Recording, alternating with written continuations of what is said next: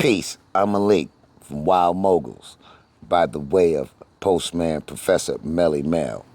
Hey, I want y'all to remember these parties' names that I may attempt to remember their situations and their names. One, we can't forget Mubir, the brother that's incarcerated that we attempted to get out, that made a few mistakes in his life.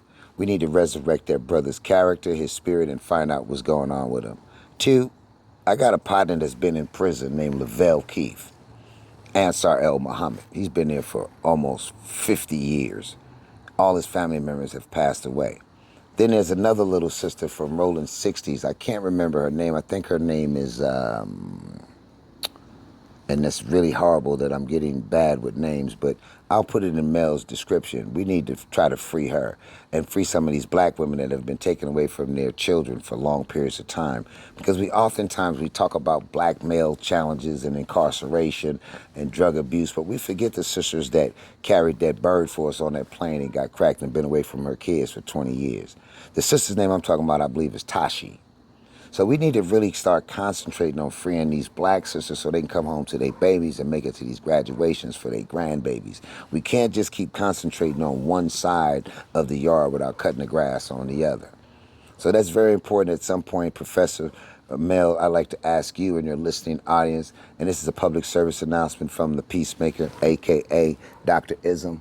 We really have to shine some light on these black women who are going to be facing the crisis of not only losing their EBT, but their BET.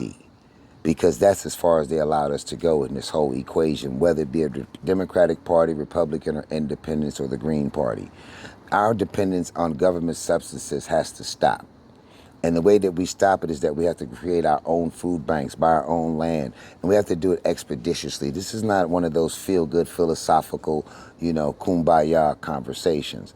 This is a conversation stating that black men in Los Angeles, when they start talking, and all over the United States, when they start talking about taking the food stamps from our babies' mothers, whether you're in discrepancies with them or not, in child support, don't get along, you're incarcerated, she has our offspring. And we should be able to go and pitch in and get $500 worth of rice, which will feed maybe 1,000 black families, because you can get 50-pound bags. We should be going to Chino getting boxes of chickens, or Foster Farms getting chickens and stuff donated to us now. We cannot wait for the chaos and disruption to start, and then the further incarceration of our people dying for food. My mother, rest in peace, used to say, Malik, one day people are going to be breaking in people's houses to steal food and rob them at the grocery store. So we really have to take the responsibility as black men. And that's one thing I like about your show and Wild Moguls and other shows like it, is because the self-determination and the responsibility that we should take on as black men is self-explanatory. It's almost like the Honorable Elijah Muhammad say, do for self. So as black men, this is a message to the black man and the brown man and any other man. Why are we sitting around waiting for a bunch of billionaires to tell us no? And why you're marginalizing us down to food stamps and stuff, and we get BET, and then the only thing we do after that is go home and watch BET. That's a falsehood, and that's a bunch of malarkey. So let's come up with a plan that's executed. Of course, money is tight for everyone, but this is why it's important that we have our own 2 or 3 chickens in the backyard to get your eggs, your own collard greens. Instead of throwing that tomato away, put it in the dirt. Instead of throwing them other seeds away that you have in your yard, start putting them in the dirt, onions and stuff, because it's going to get really funky. And that computer is mechanical. And we're living in a mechanical situation, a mechanical world. And in a minute, your love and everything is going to come by the way of an app, like it is right now. That's why they call them dating sites and all that. That's why there's no fathers in the household. And it's not because your dad left because he went to prison, or your dad left because he didn't like your mother. No, that was done systemically since the 70s.